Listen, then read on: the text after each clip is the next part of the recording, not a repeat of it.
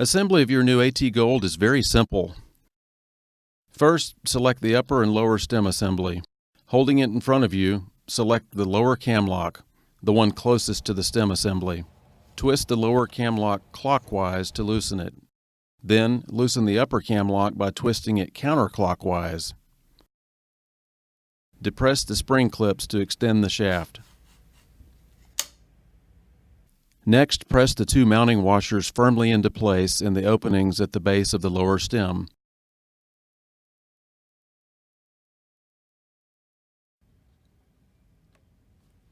Slide the search coil onto the stem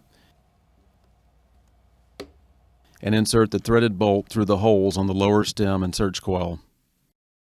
Hand tighten the search coil assembly with the wing nut.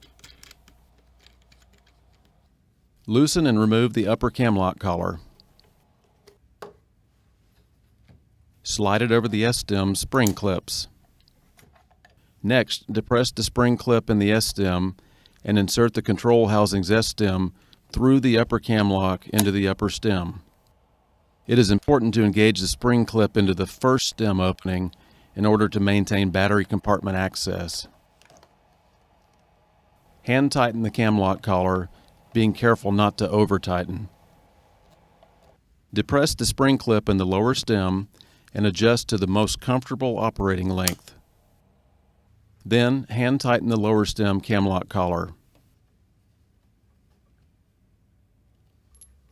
Wrap the cable snugly around the stem with the first turn of the cable going over the stem. Insert the search coil connector into the 4-pin connector on the left side of the control housing.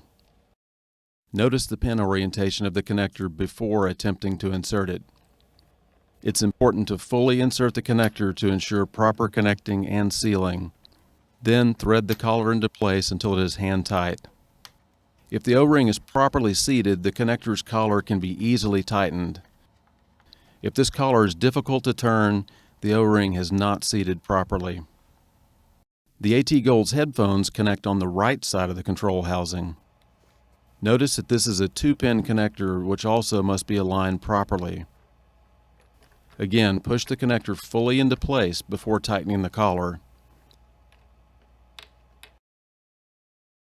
Secure the headphone cable under the arm cuff by pressing it into the headphone cable clip.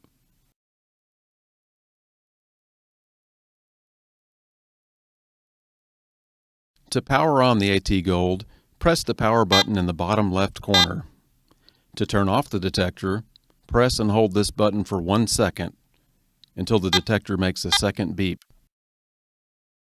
When you have changed detector settings and wish to restore the AT Gold to its factory settings, press and hold the power button for 5 seconds, waiting until the detector produces a fast double beep.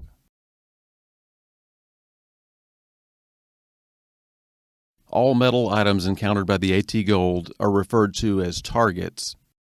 Garrett's exclusive Target ID technology provides 2 indicator scales to help identify targets. The lower scale is the AT Gold's discrimination pattern setting. These dark segments on the lower scale indicate what targets your detector will sound on. And, when it sounds, a single segment will appear on this upper scale to show what you have found. The Target ID legend just above will then help you to identify the target. Ferrous, or iron, targets will indicate on the left side. Non-ferrous targets that are thin or that have low conductivity will indicate in the middle. Thick or high conductivity targets, such as thick silver, will indicate toward the right. There are 20 upper scale graphic segments for Target ID. When the AT Gold is switched into its Discrim 2 mode, notice that some of the lower scale segments disappear. The AT Gold will now only sound on targets represented by the remaining segments. But you will still see a Target ID cursor for every metallic target you find, including your discriminated targets. The AT Gold's digital Target ID system also provides a specific target value to help identify targets more precisely. Targets are identified on the LCD by number. with items with lower numbers being the most ferrous.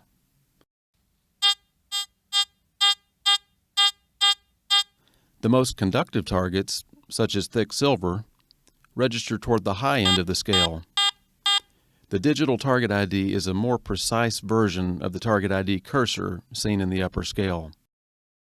Notice as I pass this gold nugget in front of the search coil.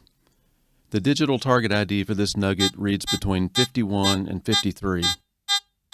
Each target ID cursor above it has a width of 5 digital points, so you notice that the target ID cursor is under the number 50 when the digital target ID reads 51 or 53. This system, used in conjunction with the audio target signals, provides you with more information. It is important to understand that the AT Gold's detection depth can exceed target ID depth. In other words, you will sometimes hear faint, deeper targets that do not provide any target ID. Target values can vary based upon the orientation of the target in the ground, the amount of ground mineralization, and other factors. It is important to practice in the field to learn how these factors affect target ID.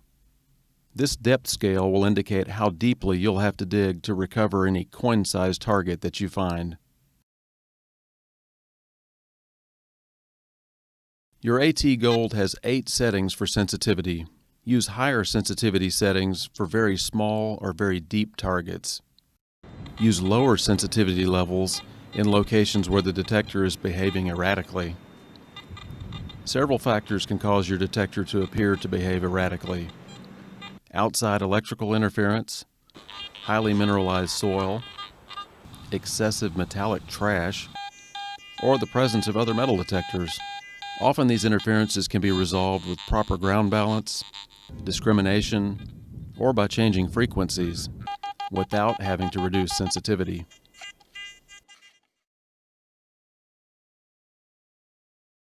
The AT Gold is capable of operating at 4 slightly different frequencies in order to minimize the interference from electrical sources, such as power lines, or from other metal detectors. Sometimes if you're hunting in a gold patch, you may want to get in real close proximity to one of your other hunting buddies. With some machines, you're not able to do that real well because of electrical interference or interference from another machine. But with the AT Gold, you can overcome that with the frequency adjust. In this case, we're getting a lot of feedback from each other. I simply hit the frequency button and find a frequency where it calms down. There's 4 adjustable frequencies to select from. And now we're able to hunt in close proximity.